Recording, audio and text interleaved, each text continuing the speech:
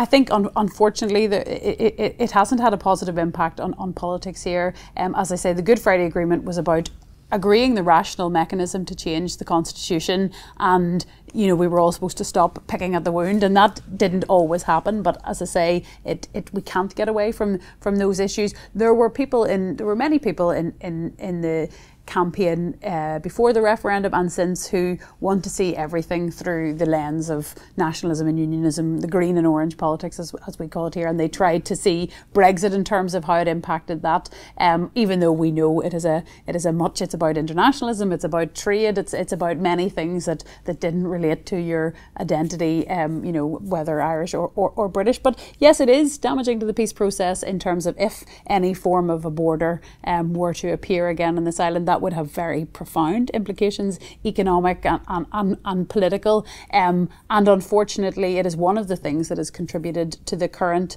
political crisis that we have, and the fact that many of our political actors here will again want people to see it through those fairly narrow prisms. And in the absence of an assembly at the moment, what we essentially have is Dublin acting in the interests of those who voted Remain, and London acting in the interests of those who voted to leave. It is very challenging for the United Kingdom. As I say, I'm at the mild end of nationalism, but very little makes me feel more nationalist than this constitutional earthquake and this economic earthquake and disaster happening because of the votes of people in England, with respect, and they were entitled to make that vote. But as you said, Northern Ireland voted very firmly to remain, and part of the Good Friday Agreement was about the principle of consent, and that means that the constitutional status of Northern Ireland won't change until a majority want that to change. And for an Irish nationalist, that was a hard case to make to some nationalists, to say we have to go with the majority, and that the principle of consent is being breached in my mind if we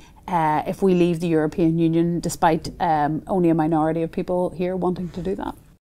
Well, I mean, the key thing for me is I was part of the Remain campaign, and the Ulster Unionist Party, on balance, wanted the United Kingdom to remain within the EU. Not because any of us particularly liked the EU, and I've worked in Brussels in the past, and to me, the EU has a lot of problems. But one of the reasons I didn't want to see a leave vote by the United Kingdom, because I thought Brexit would be sectarianised. And Brexit has been sectarianised, because it's taken questions that were beginning to fade into the background and brought them to the fore again. And that's one of the biggest problems we have. Because this question of the border, this question of European identity in its widest sense, has morphed into a question about the future of Northern Ireland. And if we talk considerably with the likes of Sinn Féin or any other sort of political nationalism, it brings into the question about the future of Northern Ireland and United Ireland. And that's really what we didn't want to have happened. If a hard border came in, I don't think it would be tolerated by the people of Ireland. I think the people of Ireland want to build on what was agreed in the Good Friday Agreement. I think there's overwhelming support across the society for the Good Friday Agreement, and the Good Friday Agreement was not a Republican document. For myself, it wasn't green enough, it wasn't Republican enough, but there was enough in it upon which I believed a level playing field had been formed, and we could build a good society out of it.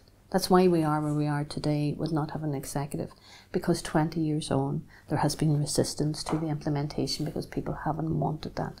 So we're not going to sleepwalk into a problem and walk a younger generation and another generation into what we have come out of. Well, I think that first of all, this whole question about national identity and the border is the last gasp of a bunch of charlatans, quite frankly, who have run out of economic arguments, run out of constitutional arguments, run out of any ground that they had for trying to get the United Kingdom to stay within the EU, and they're now using the whole question of the Irish border. And I mean, not using, but abusing. And I really do say that. I mean, I think that there has been a reckless piece of behaviour by both representatives of the Irish government and by some nationalists here in Northern Ireland who know that as far as trying to keep the United Kingdom in the EU, they're not able to do that because there's been a vote of the people, and now they're trying to